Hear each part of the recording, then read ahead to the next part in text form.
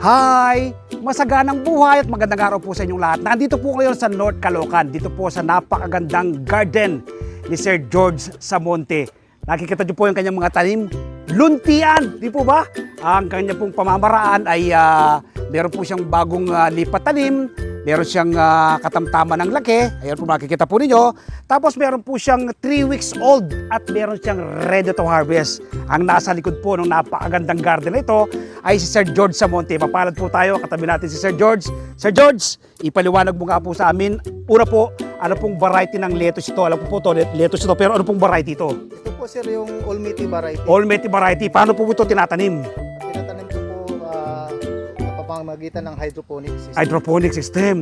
Mula pagkakatanim, ilang araw po bago kayo makaharvest? Mula pag-transplant sir, 30 days. 30 days? Pero mula sa buto, nasa 40 to 45. Yes, serang manok, 45 days kapag inalagaan mo. Ito, 30 days lang. Pero sa pagkakapula, 45 days, alos pareho niya. Okay, profitable po ba siya? Oo naman po sir. Enjoyable din ba siya? Yan ang pinaka doon. Yes, Highlights. iyon po yung pinakamaganda. Kapag po kayo'y, kung nag-enjoy po kayo sa ginagawa po ninyo, magsasucceed ka. Sir George, baka may nais kang pasalamatan, patikim pa lamang yan, pero abangan ng ating mga kababayang ating TV show. Baka mayroon kayo nais pasalamatan o nais sabihin pa, sige nga po, bigyan nyo po, binibigyan ko sa pagkakataon. Pasalamat po ako kay Kagawad Bulit sa pagpapahiram niya po ng area niya para makapagsimula ako ng pagpaparming ng lettuce. Yes. Kahit pa paano, nagbigyan naman ako. Pasalamat. Saka sa pamilya ko na support. Yes. Ano pong pangalan nitong ating garden na ito? Kaluha lettuce garden. Ano po? Kaluha. Kaluha lettuce. Ano pong ibig sabihin ng kaluha? Kaluha po is mean sa Bisaya kasi kambal. Kambal. Kambal kasi ako anak. Yes. ko po. Yes, so kambal na biyaya ng Panginoon.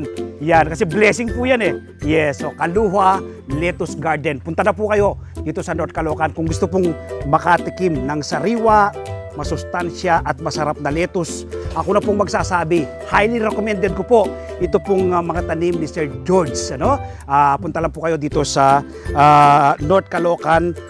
Dito po yan sa Caloocan City, siyempre. So invite ko rin po kayo, invite namin kayo ni Sir George. This coming Sunday, panoorin po ninyo ang aming TV show, ang aking full interview sa kanya. Mapapanood po, tiyak po, ma-inspire kayo, ma-educate kayo, at ma-motivate sa pagtatanim ng ating sariling pagkain. Bakit ka pa bibili? Sinasabi namin ni Sir George kung pwede ka namang magtanim. So kung kayo po, magtanim na po kayo ng iyong sariling pagkain. Mataas po ngayon ang presyo ng gulay sa merkado, pero kapag kayo nagtatanim, malaki pong katipiran.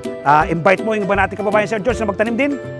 I-invite ko po kayo, nanyanyahan ko po yung mga kabataan na matutong magtanim at para masustain natin yung pangangailangan ng paligid sa barangay natin, sa city natin. Kasi ang pagtatanim kasi agriculture is pang-araw-araw na pangangailangan niya. Yes, si Sir George Samonte. So bukod po sa aming TV show, kapag araw naman po ng Martes, umaga po kayo ng kopya ng Pilipino Star ngayon. Isa pong araw ng Martes, Sir George po ang aking topic, siya ang aking tampok sa aking column sa Filipino Star ngayon. Abangan nyo rin po yan. At siyempre kapag namiss nyo po yan sa Facebook page, Facebook profile, TikTok, nagbabahagi rin po tayo ng kaalaman.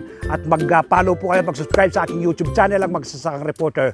Like and share, click the bell button sa karoon, ma-inform po kayo kapag may mga bago kong video upload, video tutorial, upang ma-share ko po sa inyo ang pahiram na talento ng ating Panginoon. Maraming salamat po. Happy farming. God bless.